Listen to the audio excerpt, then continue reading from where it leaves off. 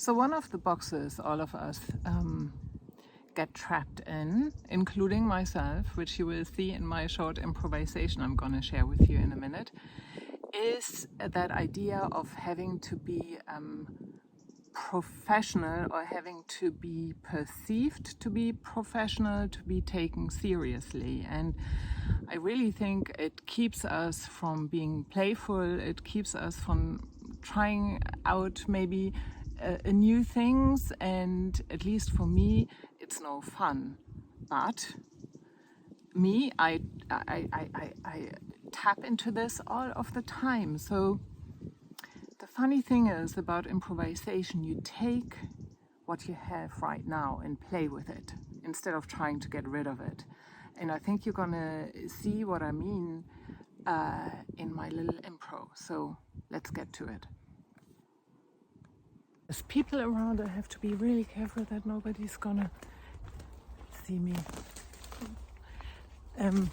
Yeah, I was trying to do this perfect improvisation and brought my tripod with me, and it didn't work, yes. And now I have to be careful again that there's people, because I don't like it when there's people watching me. Yeah, that's the performer who doesn't like that people are watching her. I mean, really not when I'm making films, I don't want to make a fool out of myself. What will people think? I'm a professional improviser, after all. Years ago, I learned solo improvisation with Andrew Morrish. He's actually Australian, and he came to Cornwall when I still lived in England. And I really, really loved the workshop because I had been doing improvisation a lot, but it was improvisation to get to material, which is great. There are so many different ways to improvise, but his idea was really going with nothing on stage. And it afforded me the ability to go to an open stage without having anything prepared. And I really loved it. And I used to practice every morning in my garden. A lot of my stories came out of this. Hi. And sorry, there was a woman with 2 dogs. And a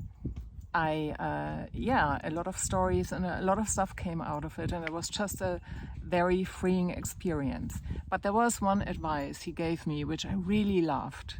He always, after an improvisation, would ask first the person who improvised what was the most interesting to you, or what was the most fun to you, and then he would share what he thought was the most interesting thing. And I believe that the interesting thing is that most of the time, at least in my experience, those two things correlate.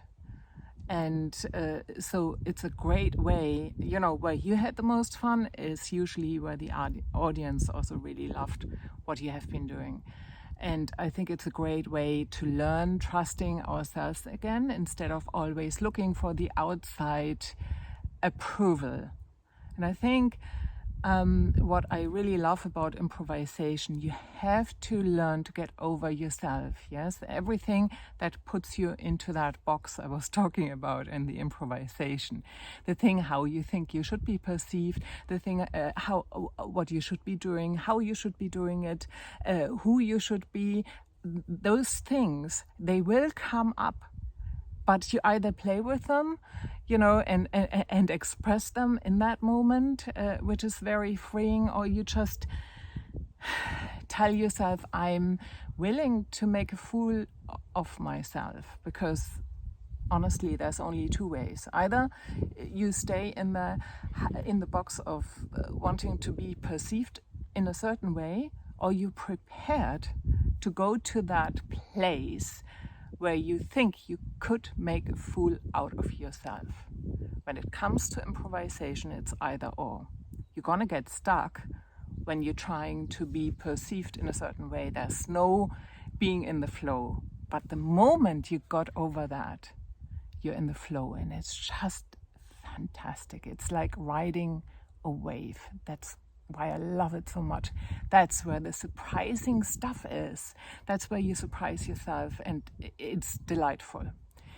So to conclude, improvisation is great for overcoming perfectionism and to be playful and learning to be able to make a fool out of yourself, or what you think might be making a fool out of yourself. So that's me for today. Of course, I've been telling you all of this because I want to convince you how good it is to do a lesson with me and to learn a little bit about the art of improvisation, even though it might be very scary for you. But don't you worry, I've got your back.